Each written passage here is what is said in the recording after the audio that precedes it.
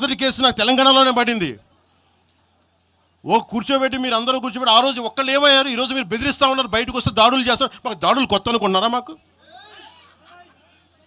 మీరు మహబూబ్ నగర్లో మన కాంగ్రెస్ నాయకులు కూలిస్తే స్టేజే కూల్చేశారు. మీరు మా కార్లు అడ్డం పెట్టి మా మీద దాడులు చేయడం, ఇవన్నీ తట్టుకొని ఇచ్చాం మేము. ఖమ్మంలో మీరు రాళ్ళు దాడులు చేశారు ఆ టైంలో, అప్పుడున్న కాంగ్రెస్ ప్రభుత్వం. ఈరోజు మాకు కొత్త అనుకుంటున్నారా ఇవన్నీ? మీరు చేసే ఈ తాటాకు చప్పుళ్ళకి బెదిరేది కాదు జనసేన, గుర్తుపెట్టుకో.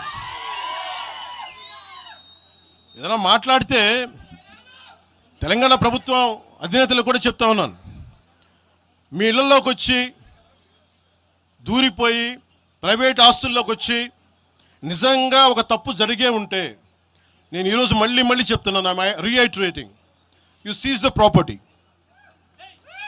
సంతోషంగా చెప్తున్నా. అక్కడ ఉన్నది నాకు గోశాల ఉంది, అక్కడ ఒక 60-70 గోవులు ఉంటాయి అక్కడ, వాటి గడ్డి కోసం ఉంటుంది. మీరు తెలంగాణ ప్రభుత్వానికి చెప్తున్నాను, ప్రైవేట్ స్థలాల్లోకి వస్తే it is a criminal trespass, criminal defamation, mischief with mala fide intention, propagating misinformation for causing unrest and regional differences. ఇన్ని కేసులు అట్రాక్ట్ అవుతాయి. ఇవన్నీ మీరు ఒక్కసారి కూర్చొని మీరు మమ్మల్ని భయపెట్టాలని చూస్తే వాటికి భయపడే వాళ్ళం కాదు నేను. మీరు ప్రతి చోట మీరు రీజనల్గా ప్రతిసారి పట్టుకొస్తే ఇక్కడున్న జర్నలిస్టులో కానీ ఐఏఎస్ ఐపీఎస్లో కానీ అన్ని జాతులు ఉన్నాయి, అన్ని కులాలు ఉన్నాయి. ఒక్క ప్రాంతానికి చెందిన వాళ్ళు లేరు ఈ భారతదేశంలో. నిజంగా కూర్చోబెట్టి తెలంగాణకు ద్రోహం చేస్తే మొట్టమొదటి గొంతు లేపే జనసేన లేకపోతే.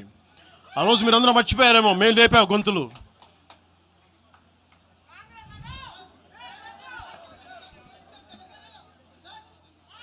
కాంగ్రెస్ హటావ్ దేశ్ బచావ్ అని అంటానికి ఈరోజు ఇందాక మీరు చెప్పినానికి చెప్తున్నా.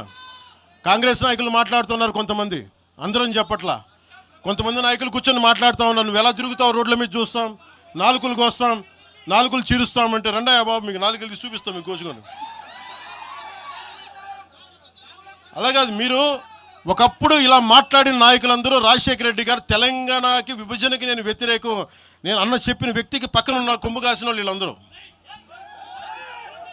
మాట్లాడతారు. నిజంగా నాకు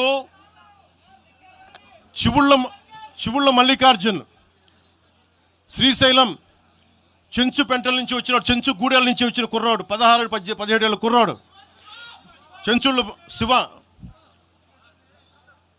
చివుళ్ళ శివ మల్లికార్జున్, వీళ్ళు వెతుక్కొని వచ్చారు నా కోసం. దేనికి?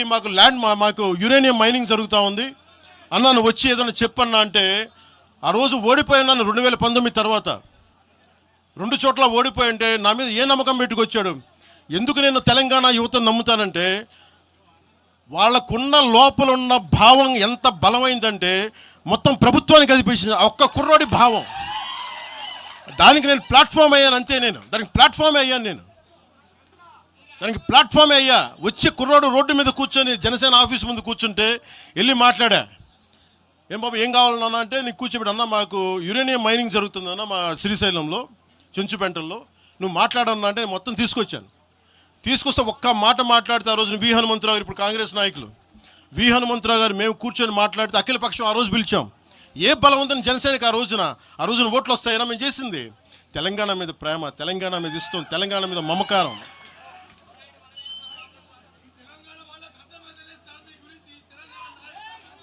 తెలంగాణ ప్రజలు వేరు, తెలంగాణలోని కొద్దిమంది. నేను కేసీఆర్ గారు భారత రాష్ట్ర సమితి పెట్టి ఆంధ్రాలో పార్టీ పెట్టినప్పుడు స్వాగతించిన వాడిని నేను. ఒక పార్టీ ఎక్కడైనా పెట్టుకోవచ్చు. కేసీఆర్ గారికి మనస్ఫూర్తిగా ఆ రోజున మనకి గుంటూరులో బీఆర్ఎస్ పార్టీ కార్యాలయం పెడితే, అంతకుముందు జనసేనలో పనిచేసిన నాయకులను ఆయన ప్రెసిడెంట్గా పెడితే మనస్ఫూర్తిగా స్వాగతించాం. అలాగా అందరూ కూడా పంజాబ్ వెళ్ళొచ్చు, మహారాష్ట్ర పోవచ్చు, జనసేన మటుకు తెలంగాణలో అడుగు పెట్టకూడదంటే మేము ఏం కోరుకున్నాం? జనసేనలో మేము తెలంగాణలో ఏం కోరుకుంటాం? పవన్ కళ్యాణ్ ముఖ్యమంత్రి అవుతాడు ఇక్కడ? ఆంధ్రాలోనే దిక్కు లేదు, పవన్ కళ్యాణ్ ఇక్కడే ముఖ్యమంత్రి అవుతాడు. కానీ దేనికి భయం అంటే, చైతన్యవంతులను చేస్తామన్న భయం, అదొక్కటే భయం. సమస్యల మీద తిప్పి కొడితే ఎంత, 4 కోట్ల జనాభా ఉన్న, దాదాపు 4 కోట్ల జనాభా ఉన్న తెలంగాణలో జనసేన తిప్పికొడితే